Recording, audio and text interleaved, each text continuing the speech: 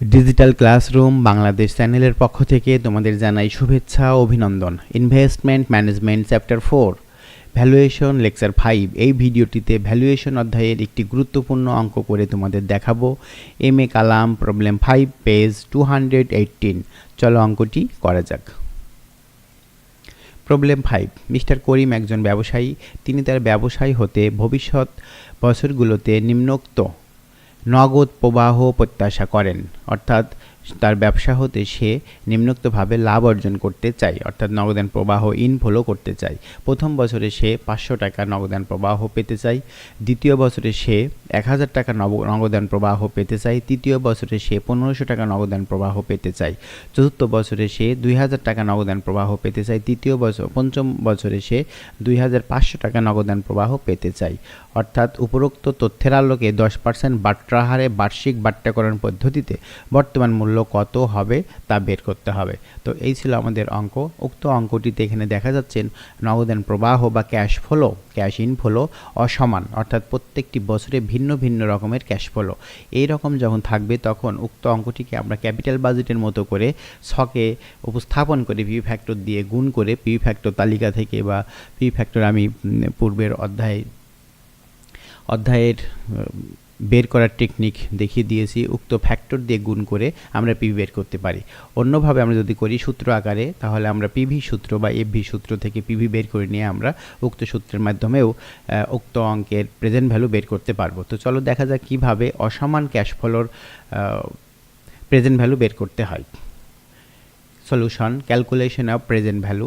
PV সমান FV 1 divided 1 plus I power N plus FV2 divided 1 plus I power 2 plus FV3 divided 1 plus I power 3 plus FV4 divided 1 plus I power 4 plus FV5 divided 1 plus I পাওয়ার 5। যেহেতু আমাদের উক্ত অঙ্কে 5 বছর দেওয়া আছে এবং আমরা প্রত্যাশা করছি বর্তমানে প্রত্যাশা করছি যে প্রথম বছর শেষে আমরা 500 টাকা পেতে চাই, সেজন্য এই 500 টাকা এখানে ফিউচার ভ্যালু।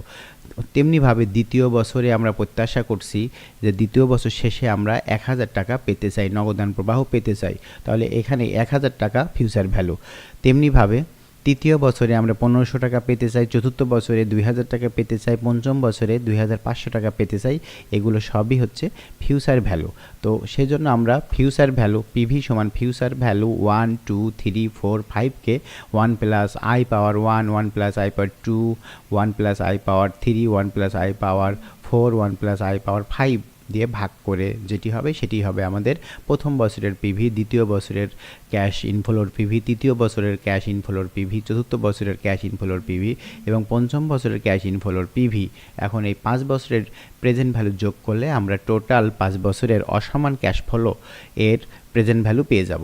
তো এখানে আমরা মান বসিয়েছি। প্রথম বছরে আমাদের ফিউচার ভ্যালু ছিল 500 টাকা। আমরা উক্ত সূত্রে এখানে মান বসিয়েছি 500 ডিভাইডেড 1 প্লাস 0.10 পাওয়ার 1। অনুরূপভাবে প্লাস দ্বিতীয় বছরের ফিউচার ভ্যালু ছিল 1000 টাকা, আমরা এখানে বসিয়েছি 1000 ভাগ 1 প্লাস 0.10 পাওয়ার 2। তৃতীয় বছরে প্লাস 1500, এখানে আমরা ফিউচার ভ্যালু দেখেছি 1500 ডিভাইডেড 1 প্লাস 10 পাওয়ার 3। চতুর্থ বছরে প্লাস 2000 ভাগ 1 প্লাস 10 পাওয়ার 4। পঞ্চম বছরে 2500, এখানে দেওয়া আছে 2500 ভাগ 1 প্লাস 0.10 পাওয়ার 5।